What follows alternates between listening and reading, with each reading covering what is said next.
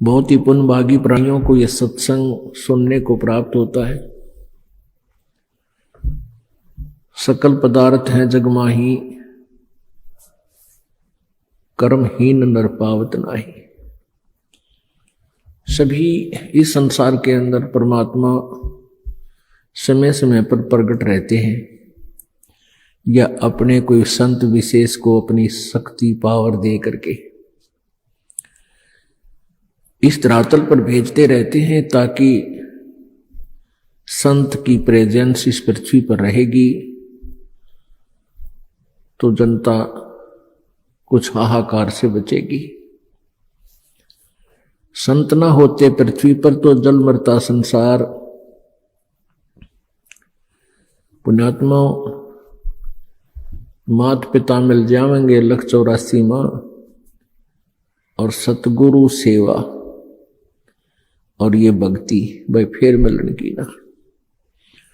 जिस भी प्राणी के शरीर में आप जिस भी पशु पक्षी के शरीर में जन्म प्राप्त करोगे, जो भक्तिहीन प्राणी है वो, तो वहां माता पिता भी होंगे, उनमें ममता भी ज्यों की त्यों होगी। जैसे कुत्ते बने तो कुतिया माता पिता हमें मिल जाएंगे, गधे बने तो वहां माता पिता होंगे, और ऐसी ही ममता होगी, ऐसा ही प्रेम एक दूसरे में होगा। तो पुण्यात्माओं परमात्मा यही बताना चाहते हैं कबीर देव जी कि तुम संसारिक क्रियाओं को इतना महत्व देते हो कि सत्संग में भी नहीं पहुंच पाते हो। तो परमात्मा यही बताते हैं कि ये माता पिता, ये परिवार प्रत्येक प्राणी के शरीर में आपको उपलब्ध हो जाएगा, लेकिन सत्संग नहीं मिलेगा, सतगुरु नहीं मिलेंगे उन अन्य प्राणियों के शरीरों में। तो मानव शरीर के अंदर जो प्राणी भक्ति नहीं करता है वो अपने जीवन को व्यर्थ कर रहा है।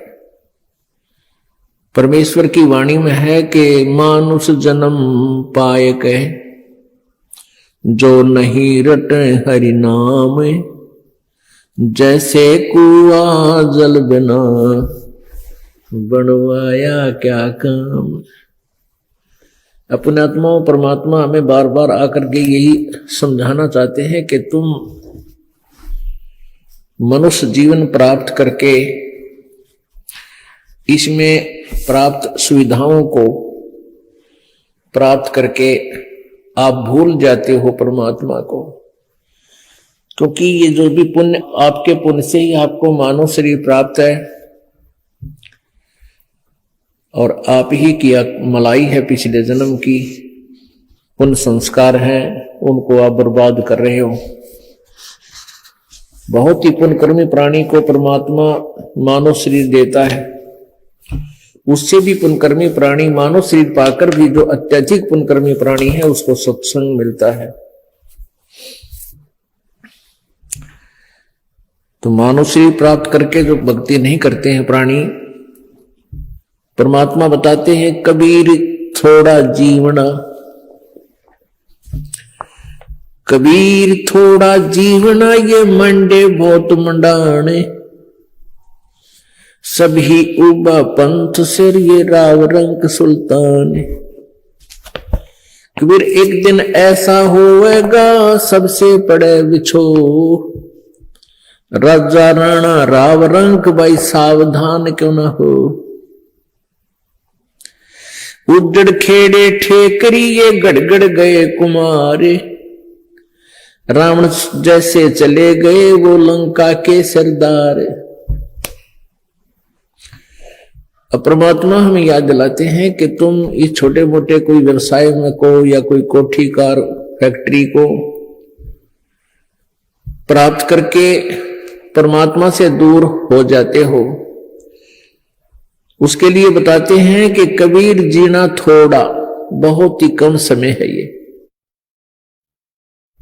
और आपके जो इरादे हैं वो बहुत लंबे चौड़े, आपकी कल्पनाएं बहुत लंबी चौड़ी, ये कर दूंगा वो कर दूंगा, और एक पल का भरोसा नहीं कब यहां से शरीर छूट जाए, जीव चला जाए।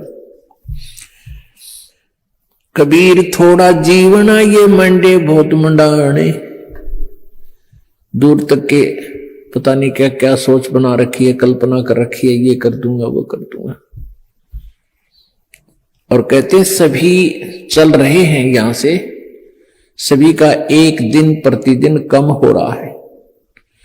हम कितने नशे में हैं।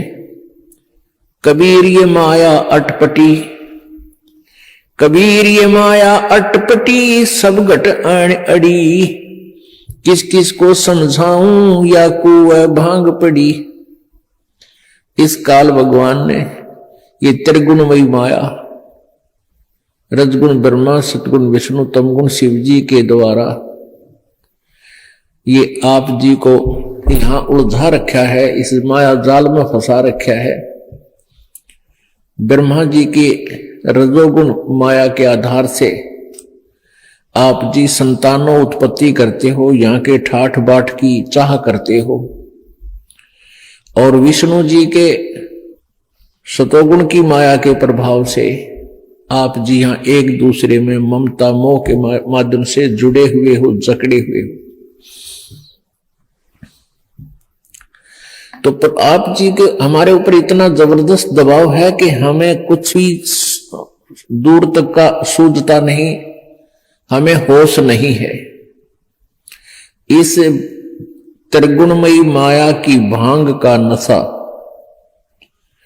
हमारे ऊपर इतना प्रभावित है कि हमें अपनी मौत दिखाई नहीं देती। परमात्मा याद दिलाते हैं, जैसे कोली रेजा बुने और बुनते आवे ओड़े, ऐसे लेखा तेरे जीवन का कुछ दौड़ सके तो दौड़े। जिस प्रकार पहले, आजकल तो फैक्ट्रियां बन गई, ये मशीन ऐसी आ गई जो कपड़े फटाफट बुन देती हैं। पहले हाथ से कपड़ा बुना करते थे, लंबे लंबे धागे बांध लिया करते थे, उसको खड्डी बोलते थे,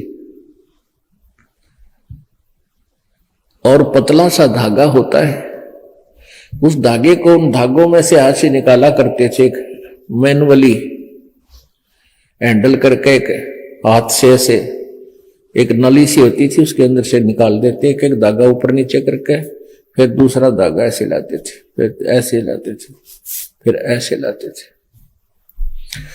और इतने पतला धागा होता है और इतना लंबा उसका थान बोलते थे।